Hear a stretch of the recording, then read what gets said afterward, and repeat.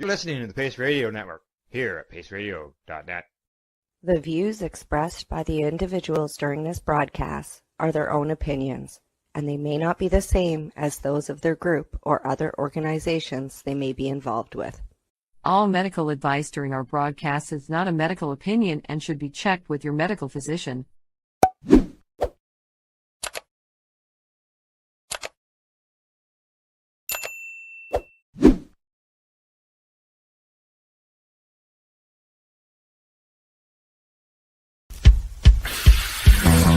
Oh yeah, baby, that's lovely.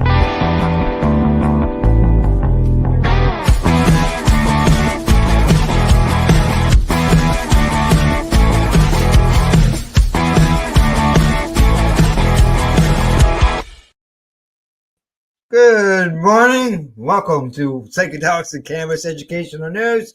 It is November the 3rd. We've only got 2 months to go, Rev Cindy, until the year is over. Not even. I can't believe 2025 is about to come to an end. Yeah, exactly. That's I was just thinking that when the intro was going on. November. Christ, 10 months done already. We got 2 months. And this year is over. And talking about things that are over, go Jays, go! Yeah, it's over now. They fought literally to the bitter end last second. It went to Game 7, extra innings. Yeah. I mean, really, if you're a baseball fan at all, this was the epitome of an amazing World Series. Two teams, they were close in their abilities, and they fought and they fought and they fought, and it was so amazing to watch it. I watched it right up to the last second, and then I watched our beloved Vladdy Jr. He stayed in the bullpen and he cheered on the Dodgers getting. That's good. Yeah, that's good. Yeah. Beautiful. So they might not have taken home the series, but they have taken home the hearts of every Canadian, and they did an amazing job, and we are so proud of them. Oh yeah, there's no doubt that they're Canada's team. They are Canada's only Major League Baseball team. But there's no doubt Canada's team for sure. So on the sarcastic side, though, the Maple Leafs won that night. Did they? I wondered. The wrong Toronto team won.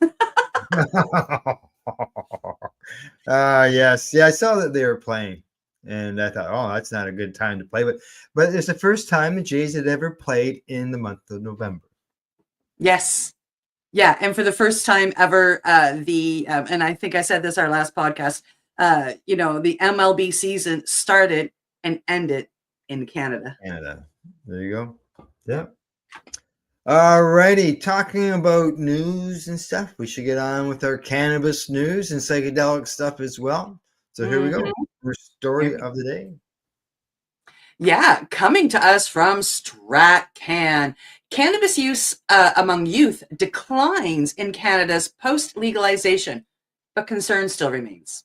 A new study shows that 4 years into cannabis legalization in Canada, adolescents' cannabis use declined compared to the years leading up to legalization. However, the study also cautions that as the perception of risks associated with cannabis use changes with legalization, prevention efforts will need to evolve to address some continued and potentially problematic use patterns. The study, recently published in the journal Addictive Behaviors, utilizes data from an ongoing prospective cohort study across 85 Canadian secondary schools in Ontario, Alberta, British Columbia, Quebec, and Prince Edward Island. Student-level data from the study is collected using an anonymous self-administered questionnaire. The study categorized students into 3 groups based on their likelihood of cannabis use. While overall use did show declines, rates of use fluctuated depending on the grouping of the students. The lowest risk group exhibited a low likelihood of cannabis use at only 5.2%. This group consisted approximately a quarter of the study's participants and was characterized by students who prioritized maintaining good grades and having access to limited disposable income that's less than $20 a week. Now, the 2 other groups, though, were identified as being at a higher risk, with their likelihood of cannabis use exceeding the initial study average of 15% by more than 5 percentage points. The highest risk group showed a significantly higher likelihood of cannabis use at 26.9%, making up a substantial 30.4% of the sample. So almost a third of them. These individuals were less concerned with academic performance and spent 45 minutes or more daily texting on their phones. Over a quarter of this group reported using cannabis. The second highest group, while a smaller group at 3.1% of the sample, still presented a high likelihood of cannabis use at 21.5%. Similar to the high-risk group, they did not place a strong emphasis on grades. However, they spent less than 45 minutes texting and did not complete any homework. The research then identified 11 distinct risk profiles for current cannabis use among underage youth. The lowest risk represented 20% of the sample, with only 0.03 probability of current cannabis use. Conversely, 3 high-risk groups were identified, all with probable of current cannabis use more than 5% higher than the overall sample average of 12%. The highest risk group, making up a significant 18.8% of the sample, had 27% probability of cannabis use. These students did not eat breakfast daily, placed a lower value on good grades, and had a GAD-7 anxiety score exceeding 6.5. A second high-risk group, smaller at 5.5% of the sample, showed an 18.5% probability. This group shared characteristics with the high-risk group. No daily breakfast, lower value on good grades, but GAD-7 scores under 6.5, and also spent 15 minutes or less on homework daily. The third high-risk group, compromising as 3% of the sample, presented a 19% probability. These students ate breakfast daily, had over $20 in weekly spending money, placed a low value on good grades, and had CESD-10 depression scores above 10.5. Because cannabis use among some of these groups remain common, researchers argue that there is a serious need to identify the characteristics of youth who are at the greatest risk of cannabis misuse, and in turn to develop and deploy early prevention and intervention programs tailored to these needs in high-risk youth. I have so many comments, and I'll just be quiet. The study provides evidence that in the first 4 years of cannabis legalization, adolescent cannabis use in Canada has declined. Researchers also highlight a significant change in the risk factor profile for cannabis use, increasingly impacting elevations in internalizing mental health conditions. Yeah. Now, they talked about the higher risk, and they mentioned other outlying conditions, such as anxiety and the depression. Or those use, maybe those numbers are higher on those because those use are self-medicating. And then the ones that don't have breakfast, all they're telling us is they don't have breakfast, so they don't have $20 disposable income per week. So why not help them have breakfast? Yeah. I know some schools have breakfast programs. Yeah, and like they're telling us all of this. But I mean, like, I'm like you, like everything that we're reading, like, and then they come in to say the depression score is this or the anxiety score is this, and like it's high. And well, then maybe they're sitting there on their phones because they have anxiety. Maybe they're being bullied. Maybe the depression is caused by stuff going on at home. But they want to put everything on cannabis, and that just bothers me. And I could go on for a long time about that. So you might want to tell me, Cindy, it's time for the next story. Cindy, it's time for the next one. It's up. Here we go. Thank you, Al. Coming to us from the Hemp Gazette, NSW medical cannabis driving defense in limbo.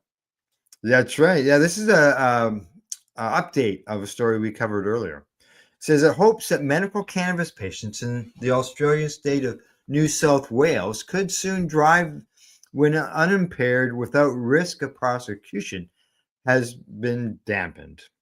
As in most Australian states, it is illegal to drive in New South Wales with any detectable level of intoxicating cannabinoid, THC, in a driver's system, even if unimpaired, as THC can be detected up to weeks after it was last consumed. This leaves many patients legally prescribed cannabis with even only trace levels of THC a difficult choice.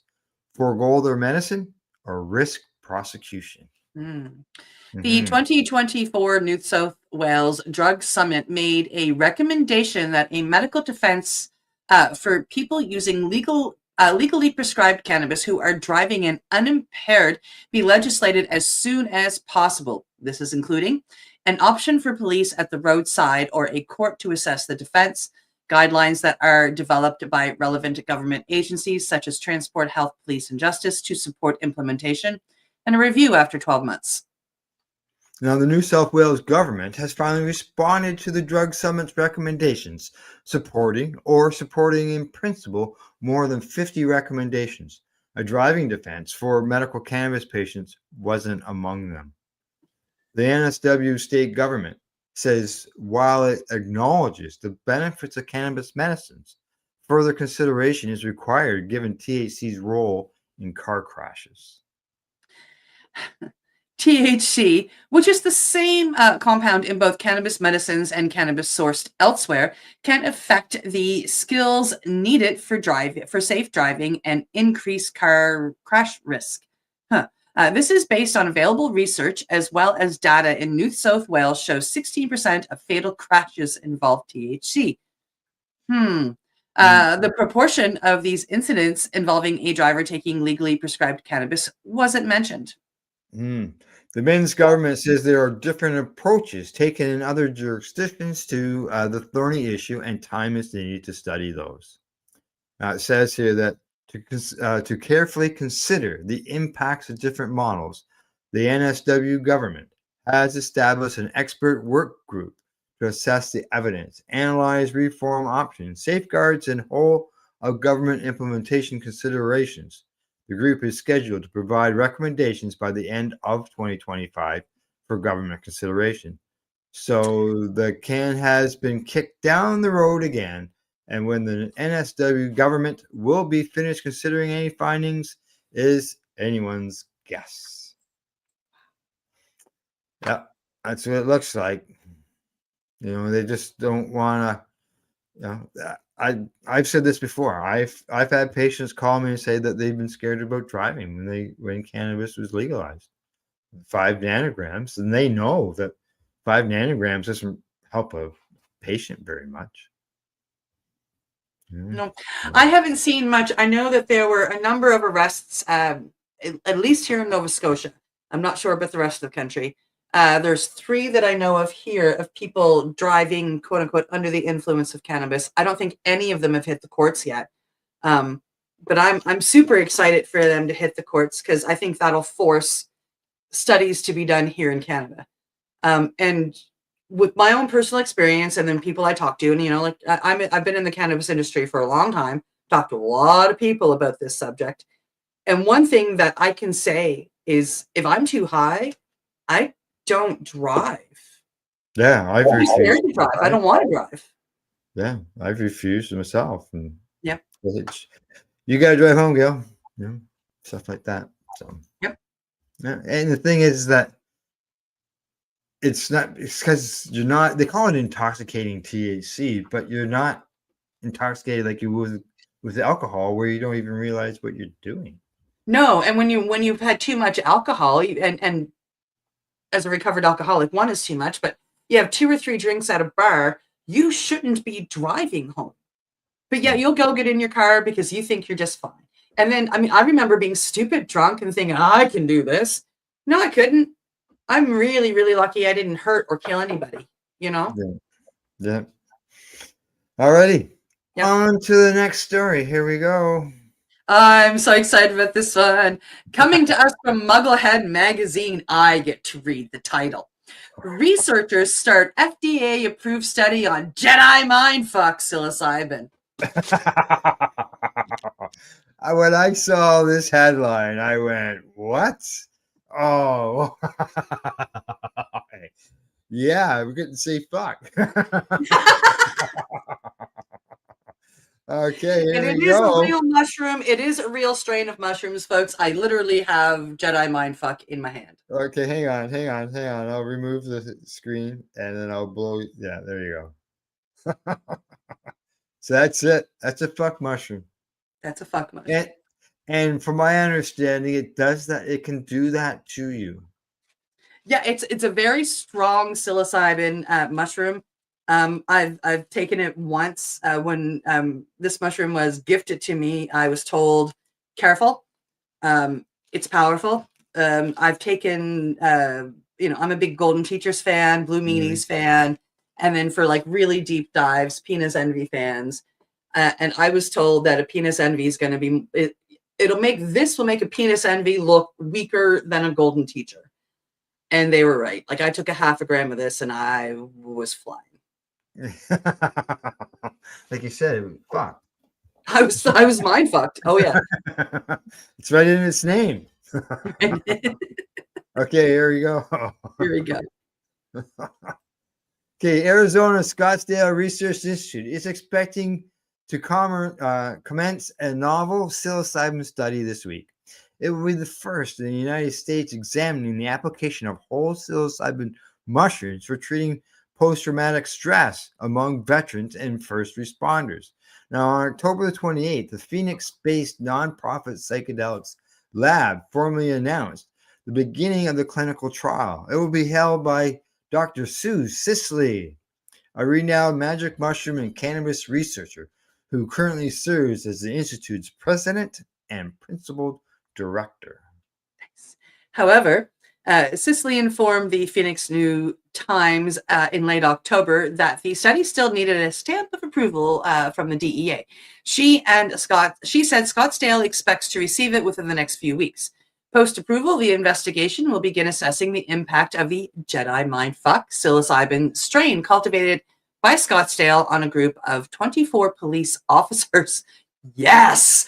Military service veterans and firefighters. Yes! They will be receiving 4.5 grams of dried mushrooms. Oh my goodness, I did a half of the psychedelic study while under medical supervision. At the Multidisciplinary Association for Psychedelic Studies, MAPS, conference this year, Sisley jokingly said that the Scottsdale chose the variety of mushroom because she enjoyed writing it on government forms. Oh. All right. Well, Sisley says that this landmark study made possible by the leadership at the At-Eze legislator, Governor Hobbs, and the state of Arizona Health Department reflects our mission to deliver real-world data that can guide policy and expand access to promising treatments for patients with post-traumatic stress. The United States Food and Drug Administration gave its assent to the clinical trial in late March. This distinction, combined with the fact that whole shrooms are being used, makes it a first-of-its-kind undertaking. Wow. In the news release from Scottsdale, State Senator Kevin Pine voiced his support for the research initiative. He said, Arizona is proud to lead the way with this pioneering study, which reflects our commitment to evidence-based, responsible exploration of new treatment options for patients in need. The clinical research is being funded by a portion of a $5 million taxpayer sum that the Arizona legislature allocated to psilocybin studies in 2023 through passing House Bill 2486. This legislation established the Psilocybin Research Advisory Council under the Department of Health Services.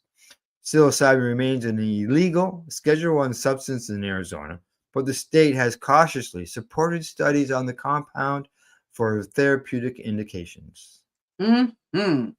Scottsdale also studies the impact of LSD on terminally ill patients and has been authorized to complete trials involving MDMA for the treatment of post-traumatic stress injuries. Exciting!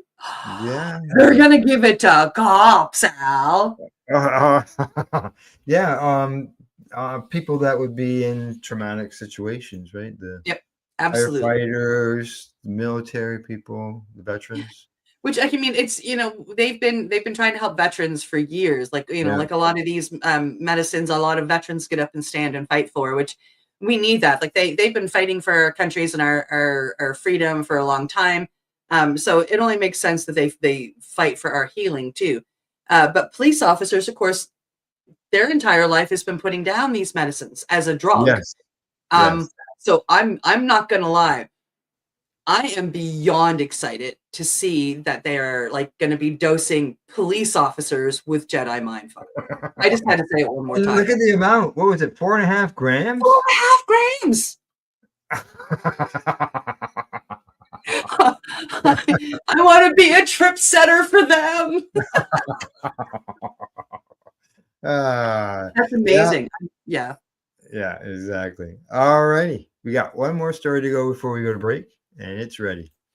Coming to us from International Cannabis Business Conference, Colombia approves use of medical cannabis flower. In an ever-evolving global medical cannabis industry landscape in which new products are being developed and introduced into the market on an ongoing basis, raw cannabis flower remains the product of choice for many suffering patients. Allowing patients to access and consume cannabis flower is a vital component of an effective approach to medical cannabis. Consuming cannabis flower provides faster relief compared to many other consumption methods, and safe access to cannabis flower also allows patients to regulate their dosages more easily and prepare other forms of medical cannabis, such as tinctures and edibles. Colombia is home to an emerging legal medical cannabis industry, and the South American nation recently announced a major change to its safe access approach to medical cannabis. Colombia will now allow cannabis flower to be used for medical and therapeutic purposes. The Colombian government issued a decree 1138 of 2025, a regulation that changes the rules on cannabis use in Colombia and authorizes for the first time the use of the plant's flower for medical purposes. From now on, pharmacies and drugstores will be able to sell the product to people with medical certifications. Oh, cool. This is reported by Blue Radio in its local reporting, and it's been translated from Spanish. Yeah. The outlet also reported that the decree establishes that cannabis flower may be used to produce medicines, cream, or prescription preparations, provided that they have the approval of health authorities. It also allows small and medium-sized growers to participate in this legal market with simplified procedures and state support to strengthen their projects. The outlet also reported.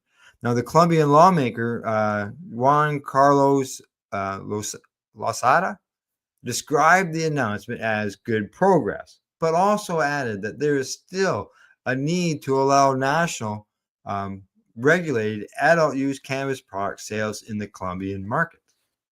Yep, I'd go visit if they did.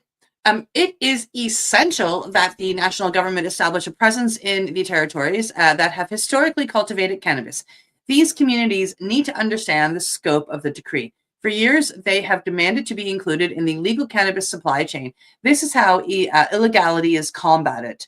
This is the lawmaker who wrote on a social media post. On the one hand, we welcome the government's decision to take this measure, although it took a long time and the necessary regulations are still lacking, the lawmaker also stated. On the other hand, this does not replace the need to regulate adult use cannabis. There are two completely different contexts. This decree is solely for patients who have been requesting access to quality cannabis for years. And he finishes off by saying, finally, we urgently call the national government to visit Northern explain the scope of the decree to the growers, and implement a rural development program that will allow them to enter the legal cannabis production chain. Yeah, I read a lot of things there and heard you say a lot of things that we didn't even start with. Like when we started with our cannabis, or as far as the medical end of things, patients were only allowed to smoke. We weren't allowed to make any tinctures or anything. Yeah, we weren't allowed to do anything with it. I mean, Smith had to fight for that for us. Exactly. You had to go to court in order to be able to do that. So, All right, time for us to take a break. You're watching Psychedelics and Cannabis Educational News. We are live here at paceradio.net and 420pace.ca. Which one will I grab? You're listening to the Pace Radio Network here at paceradio.net. Campbellford Lifestyle Shop, open Monday to Friday from 10 till 7 p.m. or by chance. Check out our flags, our t-shirts, plus our hats, and look of that supply of rolling papers, plus much more. We've got bongs and your favorite herbal vaporizers. Look at all the incense we have, as well as for those who collect knives, check out these knives in our collection. And while you're here, stop in to see Shay at the piercing room, where you can get poked by Shay. Daily deals, check them out. Campbellford Lifestyle Shop, 17 Bridge Street West, Campbellford, Ontario.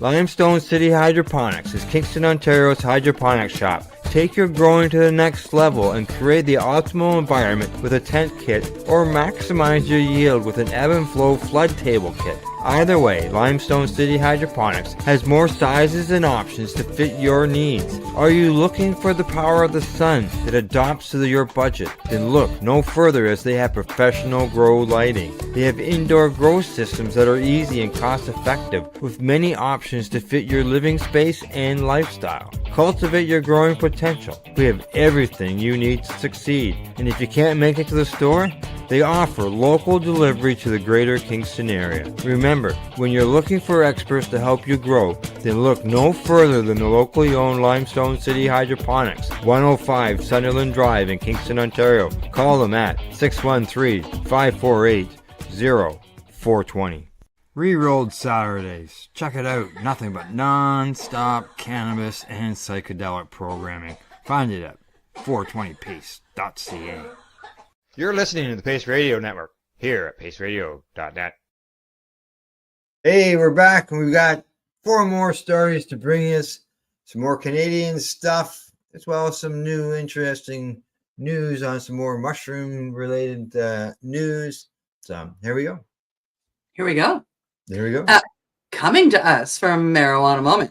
Majority of Canadians view cannabis industry as important to country's economy. Poll finds as cannabis use rates match nicotine. The majority of Canadians say the cannabis sector that emerged since cannabis was legalized nationwide 7 years ago is an important contributor to the country's economy, according to a new poll that also shows that rates of cannabis and nicotine use are now virtually the same. As Canada grapples with volatile trade relationships with the U.S., the survey from Acabus Data, which was commissioned by the cannabis company Organogram Global, found that sentiment towards the cannabis economy skews positive. You almost said economy wrong too, just because I did. I know you did. I heard it. Canadians seem to recognize the value of the cannabis industry to the country's overall financial health, with 59% describing the sector as an important contributor to the economy. That includes 69% of recent Liberal voters and 58% of recent Conservative voters. When the research firm and Organogram last asked Canadians that question in April, 57% agreed about the importance of the cannabis market relative to the national economy. So this represents a slight increase. Respondents also voiced support for additional reforms to bolster the market, such as expanding regulatory input to include both health and agricultural agencies, being more proactive to combat illicit sales, lowering taxes, or offering tax incentives to cannabis companies. to generate jobs and creating the infrastructure to develop new cannabis product types. Yeah, Canadians are ready for the legal cannabis sector to become a pillar of our economic growth strategy. Bina Goldberg, CEO of Organigram Global, said, there's a clear public mandate for government to modernize how cannabis is treated, not just as a regulated product, but as a key Canadian industry with room to innovate in areas like beverages, edibles, and wellness. The survey also asked respondents to select a preference between two opinions for the future of cannabis policy. One, update the rules to foster the industry's growth, even if that means cannabis becomes a larger part of Canada's economy. And two, maintain current restrictions on the sector, limiting its expansion. 59% of Canadians chose the first option. Another 58% said they'd be excited or feel neutrally about the government taking steps to support the cannabis market by making it easier for the sector to grow and create jobs. There were also questions about individual use trends, with the research firm finding that 35% of Canadians have used cannabis in the last month, and 32% they consumed cannabis in the past 2 weeks. And we'll probably have more information on that coming up too. Notably, the survey revealed the past 2-week use of cannabis is now approximately the same as past 2-week nicotine use, only 1% lower. That's consistent with other research that signaled more people are opting for cannabis over tobacco, and as the legalization movement evolves. Canadians are connecting the dots between economic resilience and smart domestic policy. This is coming from David Coletta, who's the CEO of Abacus Data. And he continues to say, at a time of growing global uncertainty and rising protectionism, Canadians are taking a pragmatic view that growing the legal cannabis sector is one of the ways to strengthen Canada's economy, create high-value jobs, and build greater industrial independence at home. Yeah, the survey involved interviews with 2,000 Canadian adults from June 25th to July the 3rd with a percentage point margin of error, they said. Meanwhile, although implementation of Canada's cannabis program didn't come without its hitches, studies and surveys have indicated that it's been generally successful, achieving many of the goals advocates argued it would, such as giving Canadian adults a safer and regulated alternative to the illicit market without driving youth consumption as prohibitionists claimed it would. According to a government report released last year, the vast majority of Canadian consumers now say they obtain cannabis legally, with only 3% of respondents reporting purchasing from illicit sources. Observers have also been watching how broader adult use legalization impacts medical cannabis in Canada, noting, for example, patient enrollment rates declining after legalization was enacted, but before retailers opened for business. Okay, I'm just gonna cut it off there. It's just going over more reports and stuff, and keeping attention on the time. All righty, yeah, it's there's obviously it's helped Canada's economy. There's no doubt about that when you look at the numbers for the GDP. And and it did decline on prescription rates for a while, although. I do find that people who are true patients are coming back and getting their scripts. We're finding that as more insurance companies realize this is better for their bottom line, they're helping with cannabis. There's I know Sun Life does, and there's at least another one here in Nova Scotia that have so much money allocated for other medical things, and cannabis, they're allowing it to be covered under there. Yeah, that's good because they're paying for the cannabis, but the prescriptions that they're not having to pay for saves them money. The prescriptions, illnesses, hospital stays, blah, blah. The insurance companies are realizing that they can pay out $1,000 a month for somebody for cannabis and never have to pay for anything else. And that's compared to, like, for me, I was over $5,000 a month in my prescriptions when I was on. Yeah. Well, I'm in the same boat with I got biological drugs. They're not cheap. Oh, those are expensive. Exactly. All right. Time to move on. Here we go. Yeah. Coming to us from cannabis.net. Cannabis allergies. when weed makes you wheeze. I know some people who say that they're allergic, and I went, what? And over time, I thought, okay. Okay, I need to tell you something that might disappoint some cannabis enthusiasts. Not everyone can use cannabis. Not because of drug tests, not because of legal restrictions, and not because of moral objections. Because their immune system treats cannabis like an invading pathogen and launches an allergic response that ranges from annoying to potentially life-threatening. Cannabis allergies are real, increasingly recognized by allergists, and more common than most people realize. A recent Canadian study found that 40% of adult cannabis users in a clinical setting reported symptoms compatible with cannabis allergy upon exposure. Let that sink in. Nearly half of the people exposed to cannabis may experience some form of allergic reaction. Interesting. Yeah.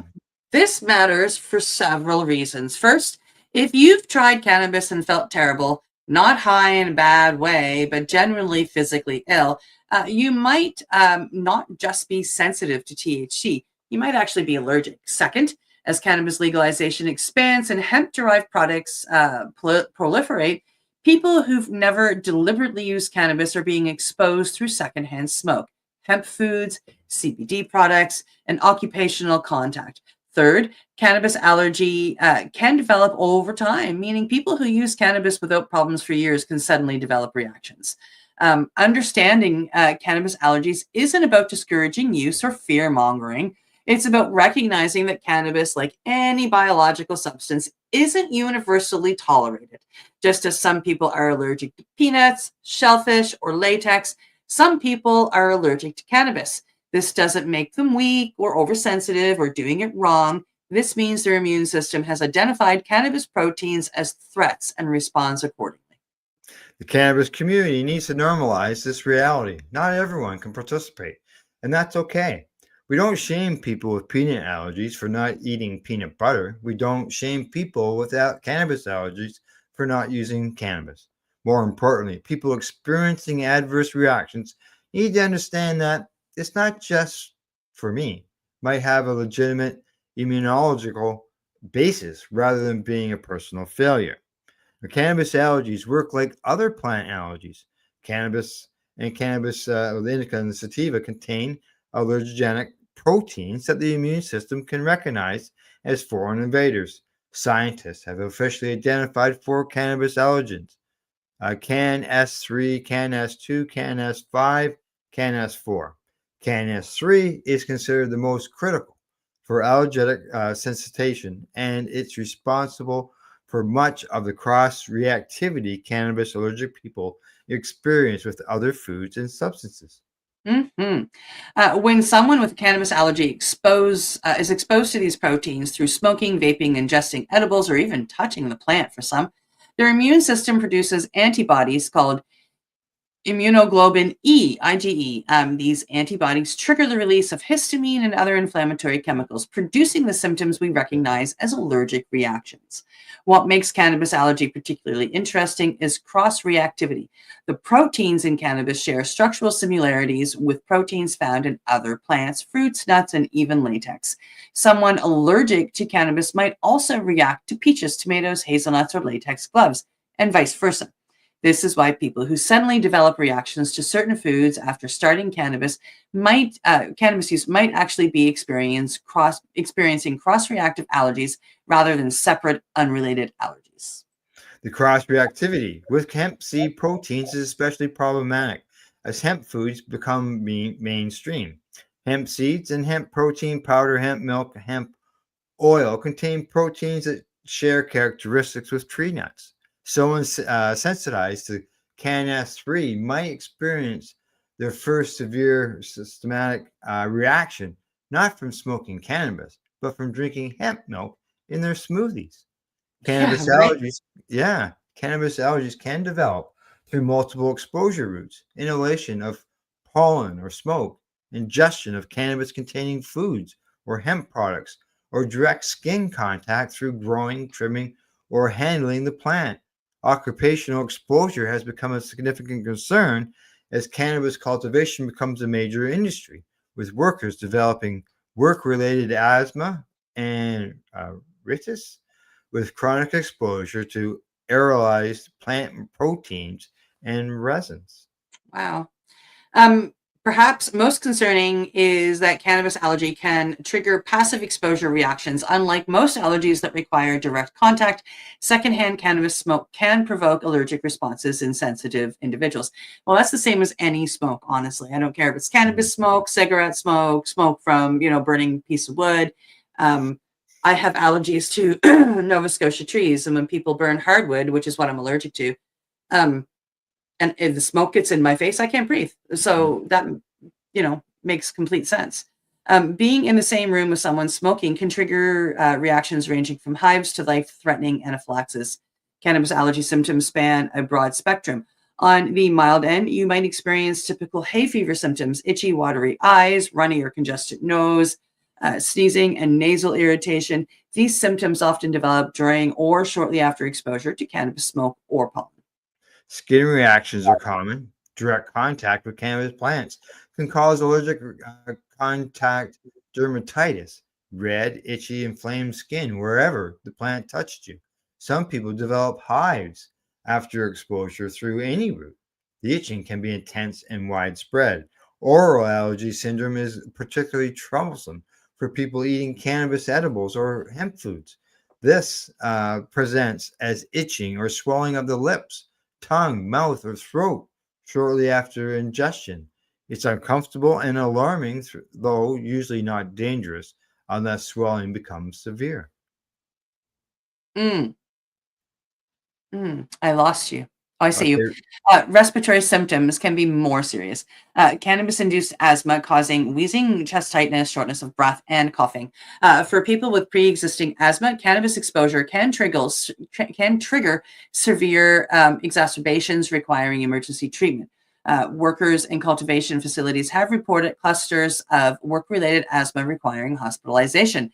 Gastrointestinal symptoms, nausea, vomiting, abdominal cramping, or diarrhea can occur following ingestion of some or sometimes even inhalation in sensitive individuals. These symptoms are often dismissed as too much THC when they might actually represent allergic reactions. Oh, there's a nice word. Angioedema, swelling of deeper skin layers, particularly around the eyes, lips, and throat, is more concerning. When swelling affects the throat and airways, it can compromise breathing and requires immediate medical attention. The most severe reaction is anesthesia. Anaphylaxis. Yeah, there you go. A life-threatening symptomatic response involving multiple body symptoms simultaneously. Symptoms include difficulty breathing, rapid pulse, severe drop in blood pressure, dizziness, loss of consciousness, and potential death without emergency treatment.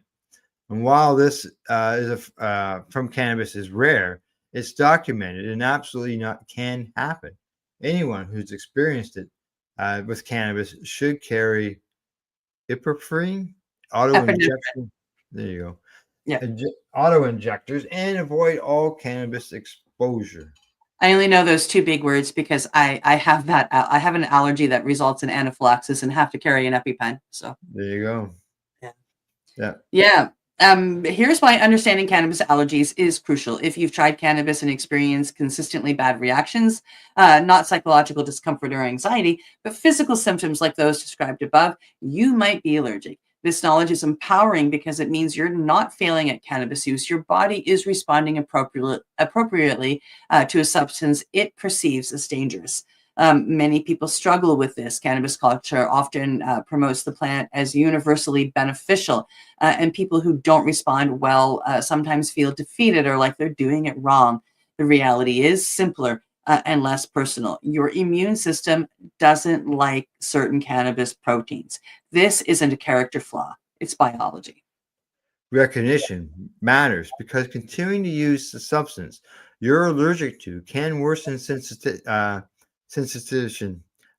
Repeated exposure to allergens often intensifies reactions over time.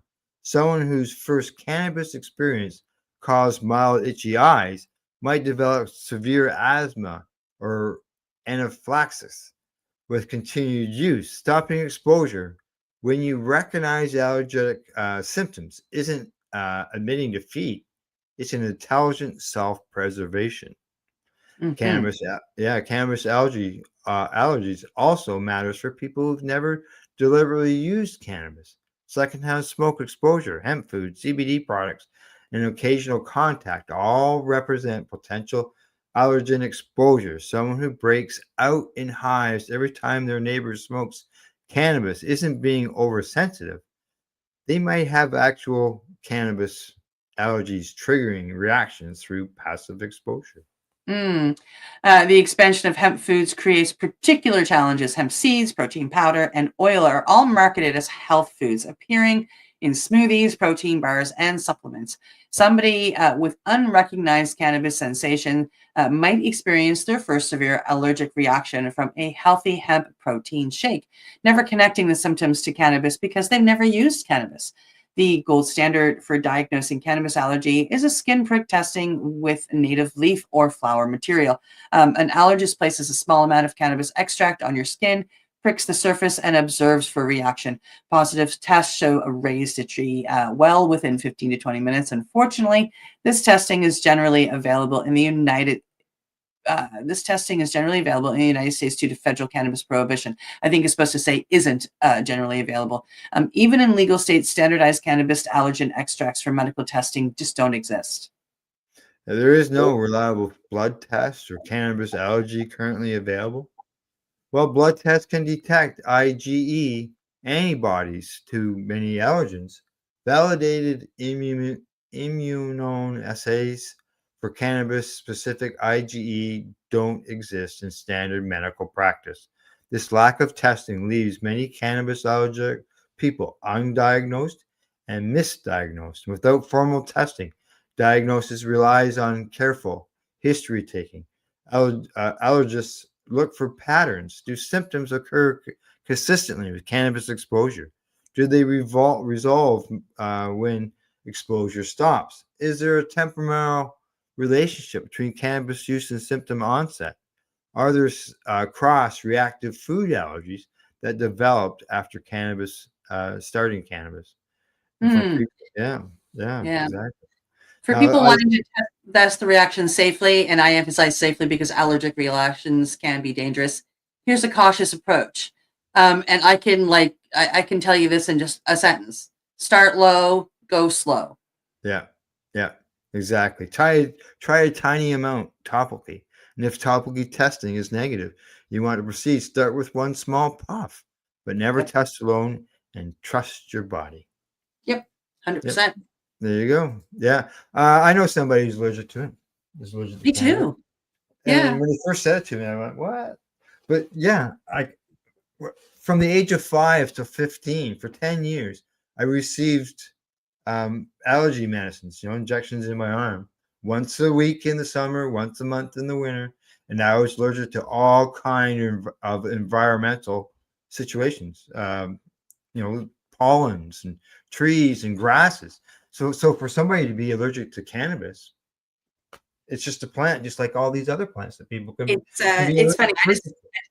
I discovered a few years ago that I'm allergic to Nova Scotia trees, particularly hardwoods, the ones that go to sleep and wake up every year. Mm-hmm. Um, and if any tree here in Nova Scotia dies, I'm allergic to it. And they emit a gas when they're going into and out of hibernation or when they die and they're decomposing. And it's not oxygen, it's not pollen, it's a different gas. And each region has it is different. Like that gas makeup is different because it all has to do with the rain and the soil and the acid rain. And so I can go to Ontario and I can go to like a campfire where people are burning hardwoods and I'm fine. If I go to a campfire here, I can't breathe. But it's the same when I'm growing cannabis because I'm growing cannabis in this soil and I'm growing cannabis with this water. So when I chop down my cannabis trees, I can't have them curing in my house. I have to dry them where I'm not around because wholly allergic to them. I walk in, my eyes swell shut. But it's the gas that they're emitting, which comes Yeah. from the soil and not from them, right? But I had an old landlord that was severely allergic. And he came to my place and he goes, Cindy, he goes, I have to let you know, I'm sure I'm allergic to cannabis Can you smoke on the other side of your apartment so it doesn't waft out into the hallway? Mm. And that made a difference for him. And then I would not smoke if he had to come fix something so he wouldn't get hit with it. Yeah. There's sometimes you have to make some accommodations for people, and Absolutely. we all, as the example showed in the story, peanuts, peanut butter, stuff like that, right? So, Yep. All right, we got 2 more stories to go, and we got 10 minutes, and they're both short stories, so let's get at her and get her done. Here we go. Okay, here we go. Coming to us from Mugglehead Magazine. Catholic Church pays for abuse victims magic mushroom therapy. I had to take a double take when I read that headline this morning. Mm-hmm. I went, what? Psilocybin-assisted therapy has proven to be a valuable tool in sexual abuse victims' quest for peace of mind. Although many report that taking magic mushrooms is beneficial for overcoming past demons, this particular case is exceptional. Last year, a 63-year-old Pennsylvania man convinced the Roman Catholic Diocese of the Altoona Johnson to pay for him to undergo legal psychedelic-assisted therapy in Oregon. Chuck Lovett was sexually abused by church priests when he was just 12 years old and had been struggling mentally because of it ever since. Now, he says, the weight he had been carrying for decades has been largely lifted. It was beautiful, warm experience, he said in an interview with Portland-based media outlet Willamette Week on October the 22nd. It feels like the universe has had me in its hands. It wasn't easy for him to convince the church to pay for his unorthodox treatment, though. They were reluctant to do so initially, saying that he needed a referral from a licensed Pennsylvania therapist. Unlike Oregon, psilocybin is illegal in Pennsylvania, and obtaining such a recommendation wasn't possible. Yeah, Lovett didn't give up, though. Good for you, Lovett. And continued pressing. He said he was going to receive psilocybin therapy anyways and go public with his story of abuse and funding refusal if the church didn't agree to foot the bill for his psychedelic ambitions. And he went public anyway. I love you, Lovett. Once he did that, the diocese agreed to give him the American $6,000, the US $6,000 for the psilocybin therapy within about half an hour, as highlighted by Willamette Week. In 2024, he spent the money on a 4-day trip to Oregon to receive the psychoactive fungi with facilitators in a therapeutic session. The diocese victim assistant coordinator said it was a one-time exception made for Chuck, and that the church generally only supports traditional counseling therapies. Lovett was inspired to try psychedelic mushrooms after reading Michael Pollan's book, How to Change Your Mind, which was eventually made into a Netflix series. Yeah.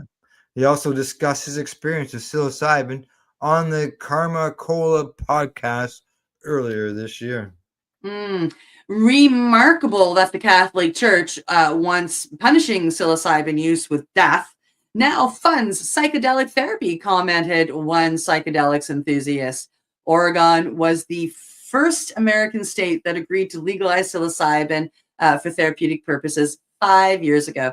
There are approximately 30 licensed magic mushroom treatment centers statewide, primarily concentrated in Portland. Well, sir, Mr. Chuck Lovett, I am really sorry for what you had to go through to get to this point. But let me tell you, you are making differences in other people's lives. So God bless you for your fight. Yes. And for the, you got to love it that the church, it boundaries, demands, and sounds like all I had to do was threaten them with something and they agreed to pay for it. Yeah. And he went public anyway, and I really hope that this has now set a precedent, because there are a lot of people that have been hurt by a lot of churches all across America, and I would love to see the churches step up and start paying for it. Yeah, it would be nice. All right, we got one more story to go. And here it is. Here it is, coming from International Cannabis Business Conference. It's a survey. 35% of Canadian adults report cannabis use in the last 6 months. Canada remains arguably the top cannabis public policy and industry experiment on the entire planet for researchers. The North American nation was the second to approve national adult use cannabis legalization measure when lawmakers approved the policy change in 2018, making Canada the first G nations to do so. The Canadian cannabis market continues to provide researchers with valuable insights about what happens when a country implements a nationwide legalization model involving regulated adult use cannabis sales. Abacus Data and Organigram Global Incorporated recently conducted a survey of Canadian adults. We talked about this earlier, asking them, among other things, about the reported cannabis use and views regarding the economic value. Cannabis use is widespread across age groups, and the sector is broadly seen as a valuable contributor to the national economy. Most Canadians support the idea of modernizing regulations to help the industry grow, and critically, very few see any political downside to doing so. Now, here are some of the key findings from the survey. 35% of Canadian adults report using cannabis in the last 6 months. 32% of Canadian adults report that they've used cannabis in the last 2 weeks. 25% of adults report consuming edibles. 16% report using dried flower. Go ahead, Cindy.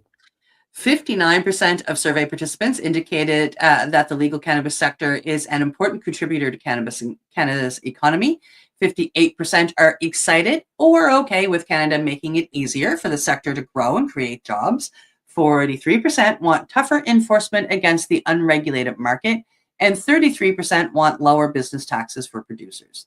A majority of Canadians, at 57%, say they're open to the federal government investigating in the growth of cannabis beverages, edibles, and wellness products, and only 28% would object.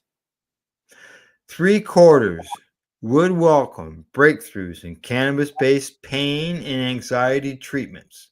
The same number support a future in which legal cannabis generates $5 billion in tax revenue to help social services and reduce the cost of living, they also wrote. I guess the only problem here is in Canada is the fact that our stores are not medical stores. Yeah, and we do have some fights to fight, but the medical fight really is the big one. Like it is very much a medicine, and I understand that it doubles as recreational fun as well. But I mean, I think that certain products should be covered, if nothing else. Like they're distinguish it somehow. I mean, like I don't know how, but that's up to the lawmakers to figure out. I just think that they should stop ignoring us medical folks. It's just that one line: 3/4 would welcome breakthroughs in cannabis-based pain and anxiety treatments. That's medical purposes. That all those 3/4 of the survey All of them want. Yeah. So, all righty. Anything else offhand? We've got all our stories done. Well, I don't have it up to share, but please remember on November 17th, I will be speaking at the Halifax Library in the BMO room.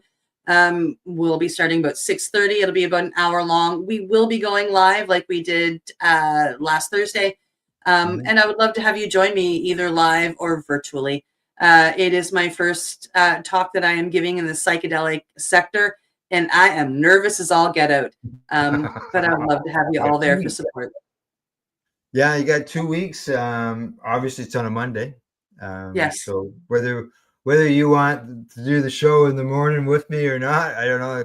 We'll wait till that time. But you might be getting prepared, final preparations for your talk. So we'll see. Yeah, we'll see. Maybe we should put it up on the network. Absolutely, I think that would be wonderful. Yeah. We'll talk some more. All right. Absolutely. Okay. Other than that, we are done with our report for today. Thanks to our buds at the Campbellford Lifestyle Shop, Limestone, Hydroponics.ca, as well as At-Eze.ca, and to you guys for tuning in, watching the program, or listening to it if you're catching the audio podcast. afterwards. And as I always say, don't forget to educate, medicate, and do not incarcerate. You're listening to the Pace Radio Network here at paceradio.net. The opinions of the individuals during this broadcast are their own, and may not be the opinions of their group or other organizations they may be involved with. All medical advice during our broadcast is not a medical opinion and should be checked with your medical physician. Enjoy the buzz of legalization with Campbellford Lifestyle Shop. From lights to plant nutrients, books, consumption accessories, and more, we've got all your basics to grow or consume cannabis. Visit our info center or take a look at our piercing services and body jewelry, now available in-store through Campbellford Lifestyle Shop, 17 Bridge Street West, Campbellford. Limestone City Hydroponics is Kingston, Ontario's hydroponics shop. Take your growing to the next level and create the optimal environment with a tent kit, or maximize your yield with an ebb and flow flood table kit. Either way, Limestone City Hydroponics has more sizes and options to fit your needs. Are you looking for the power of the sun that adapts to your budget? Then look no further, as they have professional grow lighting. They have indoor grow systems that are easy and cost effective, with many options to fit your living space and lifestyle. Cultivate your growing potential. We have everything you need to succeed. And if you can't make it to the store, they offer local delivery to the greater Kingston area. Remember, when you're looking for experts to help you grow, then look no further than the locally owned Limestone City Hydroponics, 105 Sunderland Drive in Kingston, Ontario. Call them at 613-548-0420. We are people advocating cannabis education here at paceradio.net.